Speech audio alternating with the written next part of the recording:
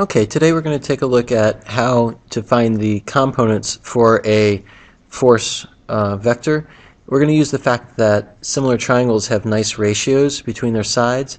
For instance, if you started off with this 3, 4, 5 triangle, you can see that there's a ratio of 4 to 3 for the two legs.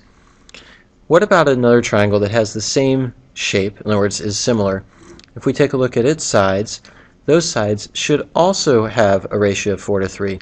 So for instance, taking a look at the two legs, you can see that the lower one is 8 and the right-hand side one is 6. These again have a ratio of 4 to 3. Let's use that fact that there are nice ratios for this story when we have special triangles such as a 45, 45, 90 triangle as shown in green. It's part of a square. So taking a look at the sides, if the bottom side of that green triangle has a length of x, then the other leg also must have a length of x since it's part of a square. To find the length of the hypotenuse of that green triangle, let's use Pythagorean theorem.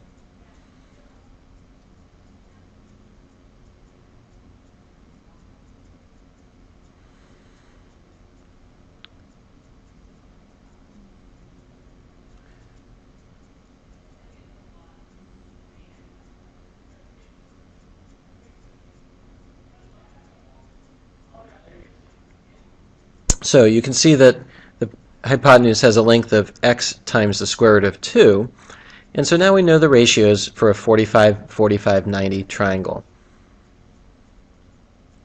We will use those same ratios each time that we have a 45, 45, 90 triangle, and that will permit us to go from having perhaps a force along the hypotenuse and then finding its components horizontally and vertically. I'm going to mark that here on the green triangle just to remind ourselves that those are the ratios that we have. Okay, now what about the yellow triangle that you see that's part of the equilateral triangle? An equilateral triangle has all three sides equal to one another. Let's take this, we're going to split the equilateral triangle into two halves. The left-hand side, shown in yellow, has angles of 90 degrees, 60 degrees, and 30 degrees. If we call the lowest side x, then you can see on the right-hand side it also would be x. That means that the length of one side of the equilateral triangle is 2x. Now, let's find the longer leg that's marked in B. We're going to again use the Pythagorean theorem, writing out the short leg plus the longer leg squared, each of them squared, equals the hypotenuse squared. Don't forget that that 2 also gets squared on the right-hand side of the equation. Now we're going to solve for B.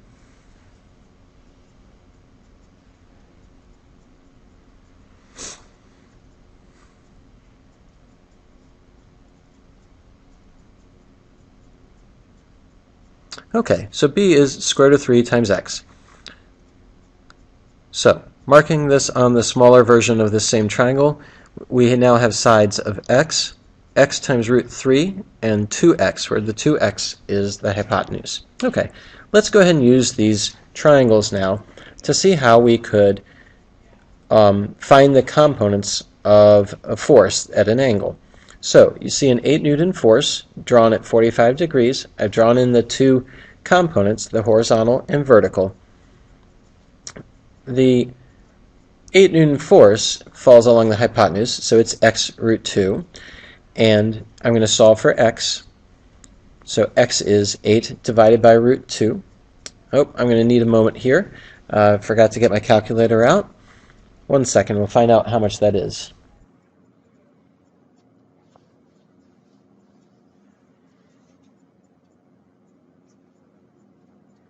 Well, taking just a moment. Sorry about that. Here it comes. So that is 5.66. And so each component has a value of 5.66 newtons.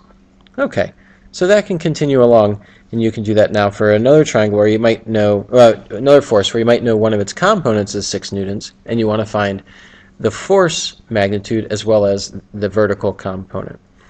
So 6 newtons is the x side, the hypotenuse is 2x, and the long side x root 3. that means that the force itself is going to be 12 newtons, and the vertical component will be that 6 times root 3, since 6 was x, and that comes out to 10.4 newtons.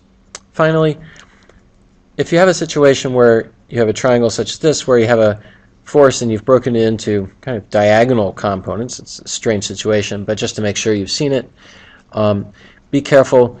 The force was shown along the hypotenuse since it's opposite the right angle, and you can again use the ideas of the similar triangles. Well, thank you so much for this, joining us on this trip, and I hope this has been helpful. Thank you.